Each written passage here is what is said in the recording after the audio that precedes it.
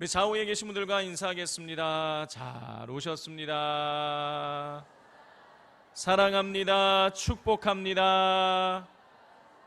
선포하겠습니다. 예수님이 부활하셨습니다. 살아계셔서 당신과 함께하고 계십니다. 할렐루야. 지난 휴가 기간 끝 무렵에 광주에 있는 영풍문고에 갔다가 책을 몇 권 샀습니다. 그 책 산 것 중에 한 권이 김수연 작가가 쓴 기분이 태도가 되지 말자라는 책입니다. 성도 여러분, 사람은 살아가면서 수십 가지의 감정을 느끼며 살아갑니다. 다시 말해서 감정은 그 누구의 것이 아니라 내 것입니다. 감정의 주인은 다른 누군가가 아니라 바로 그 감정을 느끼는 바로 나 자신입니다. 그렇기 때문에 내 감정을, 내 느낌을 잘 조절하고 다스릴 필요가 있습니다. 만약 내 감정을 내가 조절할 수 없다면 더 이상 나는 그 감정의 주인이 아닙니다. 감정에 휘둘리게 되는 것이죠. 감정에 휘둘리는 순간 감정이 나의 주인이 되고 나는 감정의 하수인이 되는 것입니다. 그리고 감정에 휘둘리게 되면, 다시 말해서 감정이 나의 태도가 되게 되면 나의 치부를 상대방에게 보여주게 될 뿐만이 아니라 상대방에게 상처를 주게 됩니다. 그렇게 되면 관계에 문제가 생기게 되는 것이죠. 관계에 문제가 생기게 되면 여러분, 그때부터 우리의 삶은 고통 속에 놓이게 됩니다. 성도 여러분, 나의 감정이 태도가 되어 나의 감정을 그 누군가에게 쏟아놓게 돼서 관계가 불편하게 되었다고 한번 생각해 보십시오. 여러분, 그러면 그때부터 마음은 지옥이 됩니다. 그 사람을 매일 보는 것도 아닌데 나는 그 사람과 늘 같이 있으면서 24시간 함께 하면서 마음이 편치 못하게 되는 것이죠.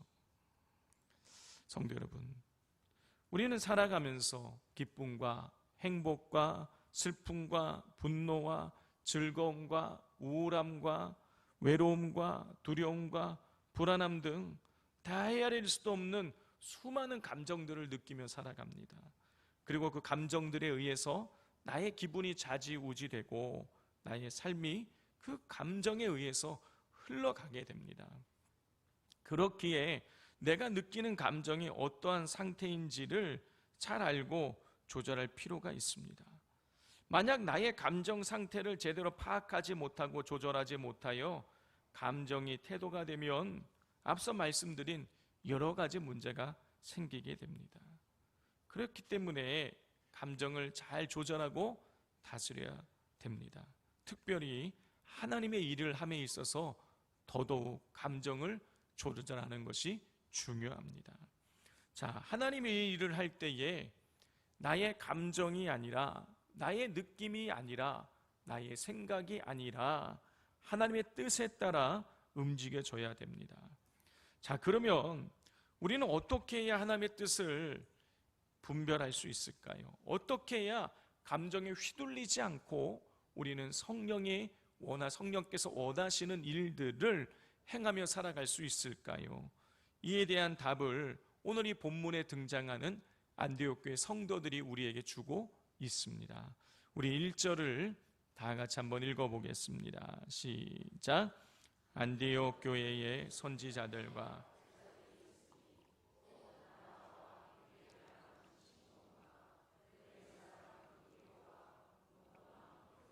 젖동생 마나엔과 및 사울이라. 지난 2주 동안 살펴본 것처럼 안디옥 교회에 5명의 지도자가 있었습니다. 그런데 이들 중 레위 지파 바나바를 제외하고는 나머지 4명의 사람은 안디옥 교회의 지도자가 되기에 부족한 사람들이었습니다. 자, 첫 번째, 바나바를 제외하고 가장 먼저 등장하는 이름은 니게르라는 시몬이에요. 자, 니게르, 어떤 뜻이라고 말씀드렸습니까? 검다예요, 검다. 자, 그런데 사람들은 시몬이라는 이름이 있는데 시몬을 보고 그냥 니게르 이렇게 불렀다라는 거예요. 무슨 뜻입니까? 시몬의 피부색이 아주 검은 흑인이었다라는 뜻인 것이죠. 당시 로마 시대의 흑인들은 거의 대부분 노예였어요. 자, 그렇기 때문에 이 흑인들은 사람으로서 잘 존중받지를 못했습니다. 자, 따라서 이 흑인이 어떤 집단의 지도자가 된다? 이거는요, 감정적으로 정서적으로 받아들이기 힘든 일이었던 거예요. 그런데 안디옥 교회 성도들은 사람들이 니게르, 검은 사람 이렇게 불리는 그 시므온을 자신들의 영적인 지도자로 받아들였습니다.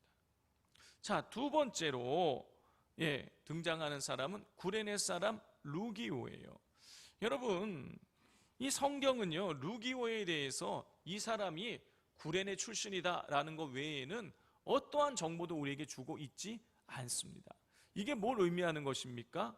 루기오가 사회적으로 어떤 내세울 만한 것이 아무것도 없었다라는 거예요. 루기오에 대해서는 고작 저 사람은 구레네 출신이야, 이게 최고의 그 사람을 설명할 수 있는 유일한 방법이었던 것입니다. 그런데 이 구레네가 어디 있는 것입니까?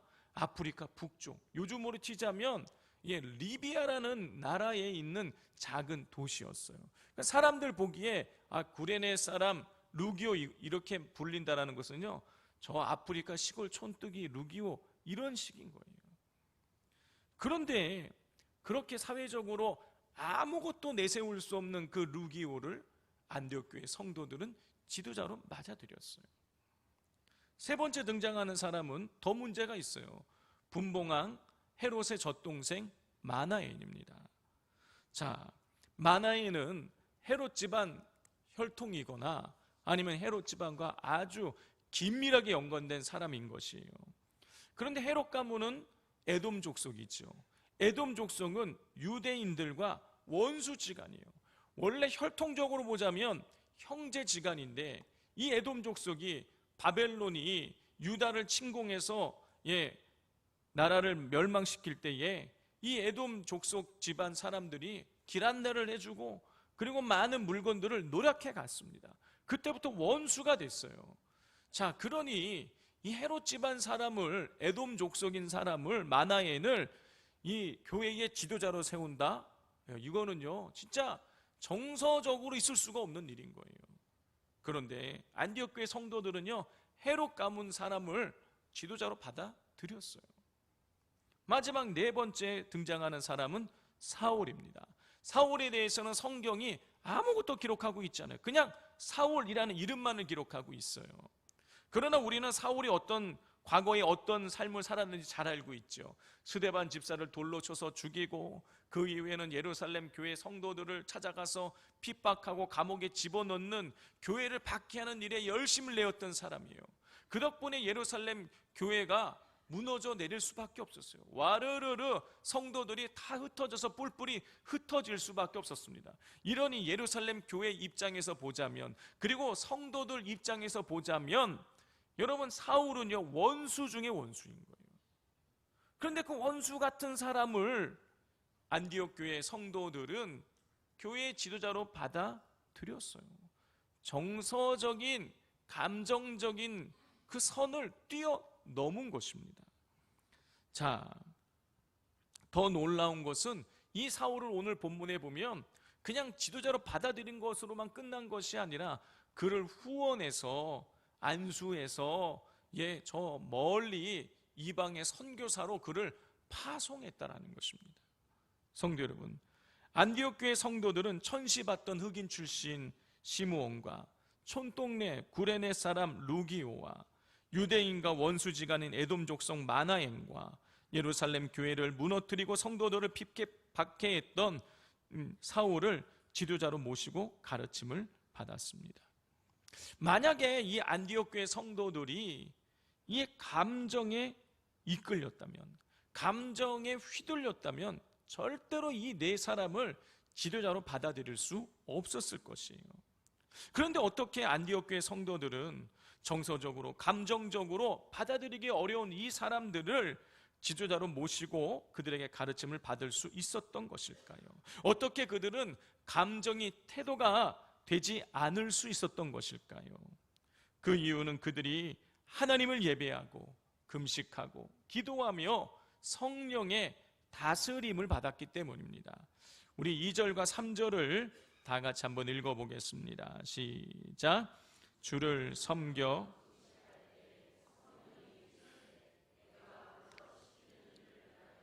바나바와 사울을 따로 세우라 하시니 이에 금식하며 기도하고 두 사람에게 안수하여 보내니라. 안디옥 교회 성도들은 주님을 섬겼어요. 예배했다는 뜻이에요. 그리고 금식하며 기도했습니다. 그렇게 예배하고 기도하고 금식하는 가운데에 성령께서 그들에게 말씀하셨어요. 내가 시키는 일을 하게 만들기 위해서 바나바와 사울을 따로 세우라. 성령의 음성을 듣게 되었어요.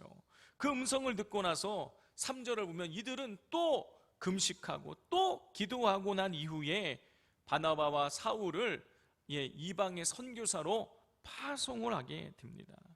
여러분, 이것은 안디옥 교회 성도들이 주님을 예배하며 기도하는 가운데에 성령의 다스림을 받았다, 성령에 이끌렸다라는 것을 보여주는 것이에요. 뒤집어 말하자면 이들이 성령의 다스림을 받았기 때문에 감정에 휘둘리지 않고 하나님의 이 선교라는 아름다운 일을 이루어 나갈 수 있게 되었다는 것입니다. 성도 여러분, 감정이 태도가 되는 삶을 살게 되면 아무리 똑똑하고 아무리 능력이 있어도 하나님의 일을, 하나님의 뜻을 이루며 살아갈 수가 없습니다. 왜냐하면 성령의 음성을 들을 수 없고 성령의 도우심을 받을 수 없기 때문이에요. 자, 이런 사실을 잘 보여주는 성경의 인물이 있습니다. 우리에게 너무너무나 익숙한 바로 모세예요. 성도 여러분, 모세는요, 이스라엘 백성을 출애굽시켜서 가나안 땅까지 이끌어 갈 최적의 인물이었어요. 두 가지 이유 때문에 그렇습니다. 첫 번째는 그가 애굽의 왕실 출신이에요. 태어나기는 유대인으로 태어났지만 그 어머니가 유대 이 바로 왕이 아이를 죽이려고 하니까 강물에 떠 내려보냈는데 그거를 바로 왕의 공주가 건져내지 않습니까? 모세라는 이름이 건져내다 아니에요. 그래서 이 모세는 그 애굽의 공주의 양자로서 성장하게 돼요. 왕자가 된 거예요. 그리고 애굽의 왕실 교육을 받았습니다. 왕족이 된 것이죠. 여러분, 자, 만약에 모세가 왕족 출신이 아니었다면요, 애당초에 바로 왕을 만날 수가 없어요. 여러분, 그냥 아무것도 아닌 사람이어갖고 바로 왕 만나고 싶다 그러면 뭐 들어가서 왕을 만나게 해주겠습니까? 나름대로 이 모세가 왕족 출신이니까, 그 옛날에 모세가 살아 돌아왔다면서 이 바로 왕을 만나게 해준 거예요. 그는 왕족 출신이었기 때문에 출애굽을 일단 바로 왕을 만나서 시킬 수 있었던 거예요. 두 번째, 그는요, 광야를 너무 잘 알고 있는 사람이었어요. 자, 그가 40년 동안 왕실에 생활하다가 사람을 죽이고 광야로 도망을 가요. 미디안 광야에서 40년의 세월을 보냅니다. 40년의 세월을 보면서 양떼를 이끌고 광야 구석구석을 다니게 되는 것이죠. 그래서 경험을 쌓게 되는 거예요. 모래 폭풍이 불 때는 어떻게 해야 되는지, 물이 없을 때는 어떻게 물을 찾는지, 더위가 심할 때에는 어떻게 이 더위를 이길 수 있는지, 그는 광야 생활을 통해서 그는 여러 가지 경험을, 광야에서 생존할 수 있는 방법을 체득하게 된 것이죠. 성도 여러분, 만약에 모세가 광야의 경험이 없이 그냥 왕실에서 교육받다가 나온 사람이라면 이스라엘 백성들이 출애굽해서 광야에 생활한 지 며칠 지나지 않아서 다 죽었을 거예요. 만약에 모세가 반대로 광야의 경험만 있고 애굽 왕실에서 교육받은 사람이 아니었다면 애당초에 바로 왕을 만나지도 못해서 출애굽을 하지도 못했을 것입니다. 자, 이렇게 모세는요, 이스라엘 백성을 애굽에서 탈출시키는데 최적화된 인물이었어요. 거기다가 그런 모세는요, 성품까지 훌륭했어요. 민수기 12장 3절입니다. 이 사람 모세는 온유함이 지면의 모든 사람보다 더하더라. 성도 여러분, 세상에서 지식적으로 똑똑한 사람들이 많이 있습니다. 그리고 어떤 한 분야에서 오랫동안 몸담고 종사해서 경험적으로 훌륭한 사람들이 있어요. 그런데 이 지식과 경험 모두를 겸비한 사람은 그리 많지 않습니다. 자, 거기다가 설사 이 지식과 경험 양자를 다 갖춘 사람이 있다고 할지라도 여러분, 그 중에서 성품이 훌륭한 사람을 찾는다? 이거 굉장히 어려운 일인 거예요. 그런데 모세는요, 실물을 겸비했을 뿐만이 아니라 성품까지 훌륭했어요. 그 시대의 모든 사람들보다 그의 성품은 온유했습니다. 그러니 어찌 보면 모세는요, 하나님의 일을 하기에 최적의 조건을, 완벽한 조건을 갖춘 사람이었습니다. 그리고 실제로 이스라엘 백성을 40년간 잘 이끌어 가나안 땅 앞까지 데리고 가요. 자, 그런데 이렇게 완벽한 모세가 가나안에 들어가지를 못합니다. 여러분, 그 이유가 무엇입니까? 그의 감정이 태도가 되었기 때문이에요. 자, 민수기 20장을 보면 그 장면이 나와요. 여러분, 민수기 20장은요, 이스라엘 백성들이 광야 생활한 지 40년쯤 지났을 때의 일을 기록하고 있어요. 자, 근데 이스라엘 백성이 거의 이제 가나안 땅이 거의 코앞까지 오게 되었는데 마실 물이 없는 거예요. 자, 마실 물이 없자 그들은 모세를 찾아와서 우리가 차라리 이 앞서 광야를 떠돌다가 죽었던 그 형제들이 죽었을 때 그때 같이 죽었으면 좋았을 것이다 하면서 모세와 다투었습니다. 성경이 다투었다 기록되어 있어요. 그리고 또 말합니다. 어찌하여 우리를 광야로 인도해서 우리를 다 죽게 하느냐? 어찌하여 우리를 애굽에서 나오게 해서 이 나쁜 곳으로 인도했느냐? 이곳은 무화과도 없고 포도도 없고 석류도 없고 마실 물도 없다. 우리를 왜 이 나쁜 곳으로 인도해서 죽게 하느냐고 하면서 모세를 원망하고 비난합니다. 자, 그러자 모세가 하나님 앞에 엎드려요. 그리고 하나님 앞에 기도를 드리는 거예요. 그러자 하나님께서 모세에게 말씀하십니다. 지팡이를 가지고 반석에게 명해서 물을 내라. 지팡이를 가지고 반석에게 명령하여서 물을 내라고 하나님께서 말씀하세요.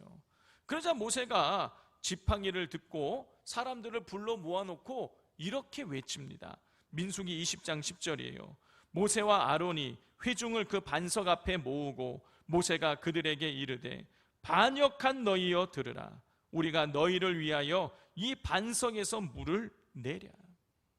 모세는 자신을 찾아와 왜 우리를 광야로 인도해서 죽게 하느냐, 왜 우리를 이 나쁜 땅으로 인도해서 죽게 하느냐고 원망하는 이스라엘 백성들을 향해서 뭐라고 말하냐면 반역한 너희여.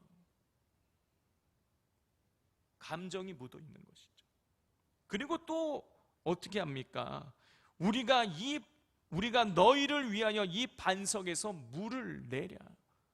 모세는요, 감정이 막 복받친 다음에 마치 자기가 반석에게 명해서 물을 내는 것처럼 우리가 물을 내랴 하면서 하나님 앞에 교만을 보입니다. 그리고 나서 어떻게 합니까? 하나님께서는 반석에게 명령하여 물을 내라고 말씀하셨는데 모세는요, 분을 이기지 못하고 지팡이로 반석을 2번 내리칩니다. 성도 여러분, 어찌 보면은요, 모세 입장에서 보자면은요, 분을 낼 말도 한 거예요. 여러분, 하나님께서요 40년간 이스라엘 백성들을 그 광야에서 농사 한 번도 짓지 않았는데 먹이셨어요. 그리고 40년간 그 200만 명이 넘는 사람들을 다 목을 축이게 하셨어요. 물을 보내주셨어요. 한 번도 목이 말라서 죽은 사람이 한 명도 없었어요. 자, 그걸 40년을 경험한 거예요. 그렇다면 또 물이 없다면 이번에도 하나님께서 물을 주시겠지 하면서 본인들이 기도를 하든가 아니면 모세가 어떤 조치를 취하도록 기다릴 수 있는 건 아니겠습니까? 아니면 좋은 말로 모세, 우리 물이 없는데 어떻게 해야 되는 것입니까? 이렇게 물어볼 수도 있는 것일 거 아니에요. 그런데 그들은 그러지 않았어요. 모세와 다투었어요. 왜 우리를 이 광야로 불러내서 죽게 하느냐고 하면서 모세를 원망하고 모세에게 시비를 걸었습니다. 그러니 모세 입장에서 감정이 상할 말도 한 상황이에요. 그래서 모세는요, 40년간 꾹 참아왔던 감정을 우리가 너희를 위하여 이 반석에서 물을 내려 하면서 패역한 너희여 하면서 반석을 2번 내리치면서 감정을 폭발시킨 거예요. 모세의 감정이 태도가 되는 순간이었어요. 그때 하나님께서 모세에게 이렇게 책망을 하셨습니다. 민수기 20장 12절이에요. 여호와께서 모세와 아론에게 이르시되 너희가 나를 믿지 아니하고 이스라엘 자손의 목전에서 내 거룩함을 나타내지 아니한 고로 너희는 이 회중을 내가 그들에게 준 땅으로 인도하여 드리지 못하리라 하시니라. 하나님께서는요, 이 분노한 감정을 태도로 드러낸 모세를 향해서 가나안 땅에 들어가지 못한다 라는 징계를 내리십니다. 성도 여러분, 40년간 딱 한 번이에요. 정말 누가 보더라도 그리고 화를 낼 만한 상황인 거예요. 그런데 하나님께서는 모세의 분노의 감정이 태도로 나타나서 당신의 백성을 향해 패역한 너희라고 외치고 자신이 물을 내는 것처럼 교만을 떤 모세에게 가나안 땅에 들어가지 못하는 엄청난 징계를 내리셨습니다. 이것은 하나님의 일을 함에 있어서 감정이 태도가 되어서는 안 된다는 것을 강력하게 보여주는 대목이에요. 성도 여러분, 우리의 감정이, 특별히 부정적인 감정이 태도가 되는 순간 여러분, 누군가는 상처를 받습니다. 더 나아가 하나님의 일을 그르치게 되는 것이죠. 그렇게 하나님 앞에서 신실했던 다윗을 보십시오.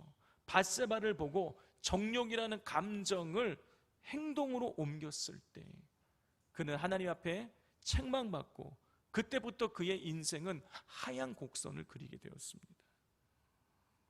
성도 여러분, 우리의 삶이 감정에 이끌리게 되면 우리는 누군가에게 상처를 주고 우리의 스스로의 삶을 갉아먹게 됩니다. 더 나아가 하나님의 일을 그르치게 돼요. 그러나 안디옥 교회 성도들처럼 감정이 아니라 성령에 이끌리게 되면 여러분, 아름다운 하모니를 이루며 하나님의 일을 성취하게 됩니다. 자, 이러한 사실을 잘 보여주는 한 분을 소개하고자 합니다. 제가 벌써 한 달 전쯤에 장로님들께는 말씀을 드려서 장로님들은 알고 계시지만 제가 9월 9일부터 9월 12일까지 선한목자교회 유기성 목사님의 지도로 영성 훈련을 받게 되었습니다.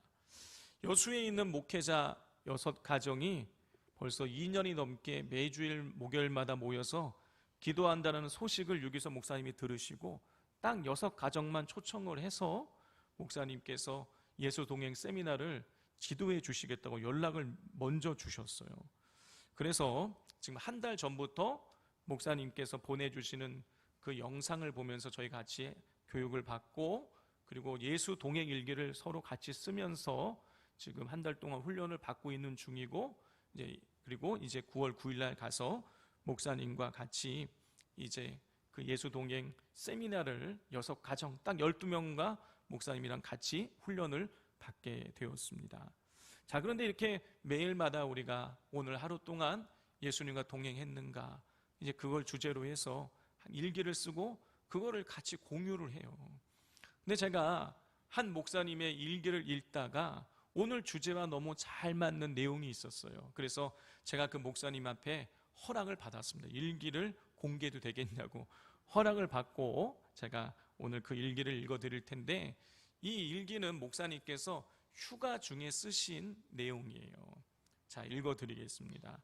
8월 27일 화요일, 제목 돼지 감자 사건. 자, 이곳 전주는 고즈넉하고 조용한 시골 분위기이다. 아내가 숙소는 편한 곳에서 쉬고 싶다고 해서 호텔에 숙소를 잡고 한옥마을 둘러보고 국밥도 사 먹고 그랬다. 오랜만에 둘이 고풍스럽고 촌스러운 옷 입고 사진도 찍고 캐리커처 그림도 얻었다. 그런데 이 모든 일에서 주님을 왜 그리 까맣게 잊고 살았는지, 캐리커처 모델로 있을 때 그려주는 사장님과 이야기를 하면서 잃어버린 양이어서 교회로 가셔야 한다고 한 것 말고는 주님을 시인함이 참으로 적었다. 무한 처가에서 출발하여 휴게소에서 돼지 감자 사건이 있었다. 아침에 고속도로 운전하면서 출출해 휴게소에 들려 새우깡 사 먹고 싶다고 했더니 아내는 허락이었다. 그런데 메대를 보니 자색 고구마 뻥튀기와 떡 뻥튀기, 돼지 감자 뻥튀기 등등이 있었다. 나는 옳거니하며 당뇨에 좋다는 돼지 감자 뻥튀기를 먹으려 집었는데 아내가 난리였다. 돼지 감자는 미량이 들어있고 돼지 감자는 조금만 성분이 들어있고 뻥튀기니 먹으면 안 된다는 것이다. 나는 미량이지만 돼지 감자가 당뇨에 좋고 달지도 않으니 이왕 먹을 거 먹자고 옥신각신. 결국 내가 고집부려 사왔다. 아내는 계속 난리였다. 그렇게 당 관리를 안 하면 어떻게 하느냐부터 잠자코 들었지만 안 되겠다 싶어 반격.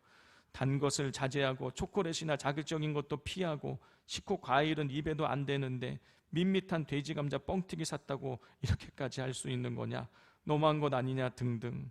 아내는 느닷없이 주님이 어떻게 생각하시겠냐고 말한다. 나는 주님도 이 정도는 이해해 주실 거라 생각이 들었다. 그렇지만 내게 입을 다물라 하시는 것 같았다.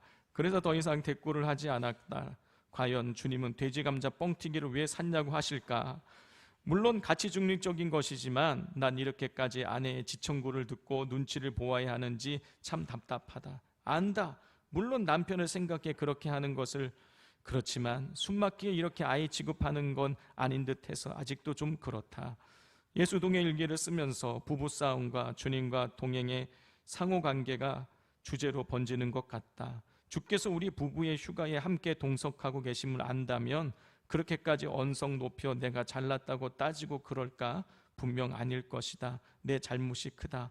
새벽에 일어나 기도하다가 주님 휴가를 어디로 갈까요? 했는데 김제 금산교회가 떠올랐다. 전혀 뜬금없는, 그래도 주의 감동하심 따라 오전에 고향에 가서 동생과 밥 먹고 오후에는 김제 쪽으로 잡고 갔다. 기역자 교회로 옛 모습이 복원되어 있고 전시관도 있어 아내와 함께 관람했다.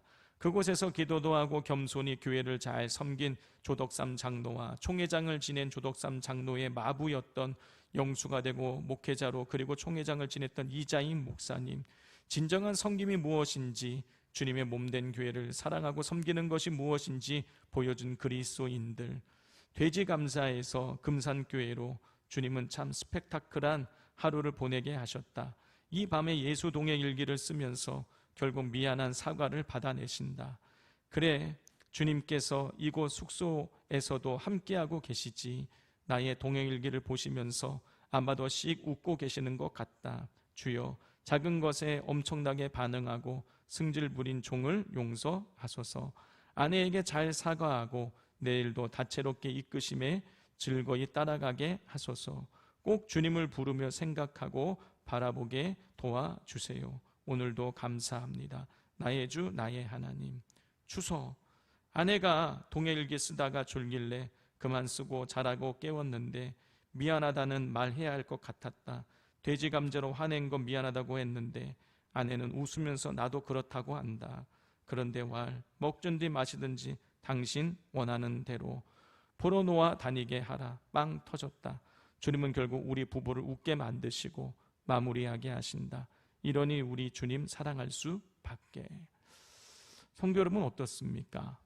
이 일기 속에 목사님의 삶은 작은 이야기지만 감정이 태도가 될 때는 싸우고 그렇게 사랑하던 부부 관계에 금이 가는 것을 우리는 보게 됩니다.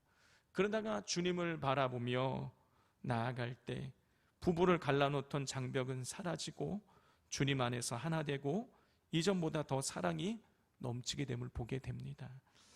여러분, 바로 이것입니다. 우리가 감정이 아니라 성령을 따라 행할 때 우리는 주님 주시는 평안을 누리며 성령께서 하나 되게 하신 것을 힘써 지키라는 하나님의 뜻을 이루며 살아갈 수 있게 됩니다. 그러므로 감정에 휘둘리지 말고 감정이 태도가 되게 하지 말고 기도하며 성령을 따라 행하시는 성도님들 되시기를 주님의 이름으로 축복을 드립니다. 기도하겠습니다.